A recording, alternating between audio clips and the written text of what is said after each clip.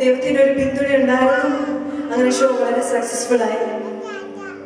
പക്ഷെ ഒരു കാര്യമുണ്ട്, ഈ 15 ഷോ ചെയ്ത് 16ാമത്തെ ഷോ ഇവിടെ വന്നപ്പോൾ ഒരു പ്രത്യേകത ഫീൽ ചെയ്തു.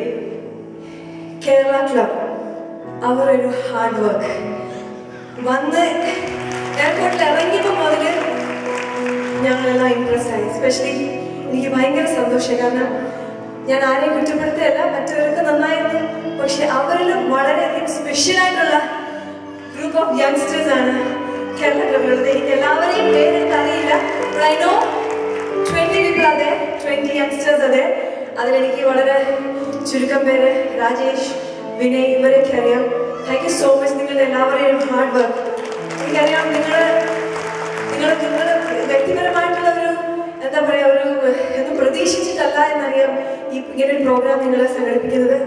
നിങ്ങളെല്ലാം ആർട്ട് ലവേഴ്സ് ആണ്. അതിനുവേണ്ടി അവർ ഇത്രയും കഷ്ടപ്പെട്ടു, അവരൊരു പ്രോഫിറ്റും നോക്കാണ്ട്. So I am very happy and thank you all. ഇനി നിങ്ങളുടെ എല്ലാ വെഞ്ചേഴ്സിനും എൻ്റെ best wishes and God is there with you. Thank you. പിന്നെ ഇതിൻ്റെ ഏറ്റവും ആദ്യത്തെ സ്റ്റേജ് ഷോ ആണ്, that too in US. I am very happy and lucky ഇവിടെ US തന്നെ പെർഫോം ചെയ്യാൻ പറ്റിയത്. ബിക്കോസ് ഞാൻ ഇത്രയും നാൾ കണ്ടത് കേരളത്തിലെ എന്നെ സ്നേഹിക്കുന്ന ആളുകൾ. ഇവിടോട്ട് വന്നപ്പം വളരെ വ്യത്യസ്തമായ രീതിയിലാണ്. ബിക്കോസ് ഇവിടെയുള്ള മലയാളികൾ നമ്മുടെ നാട് ഒത്തിരി മിസ് ചെയ്യുന്നുണ്ട്. അതുകൊണ്ട് ഞങ്ങളൊക്കെ വരുമ്പോൾ ഞങ്ങൾ ഒത്തിരി സ്നേഹത്തോടുകൂടി അവർ കാണുന്നു, ഞങ്ങൾക്ക് വലിയ സപ്പോർട്ട് തരുന്നു. ആൻഡ് ഏറ്റവും വലിയ ഭാഗ്യം എന്ന് വെച്ചാൽ ഭയങ്കര സപ്പോർട്ടീവാണ് ഓഡിയൻസ്.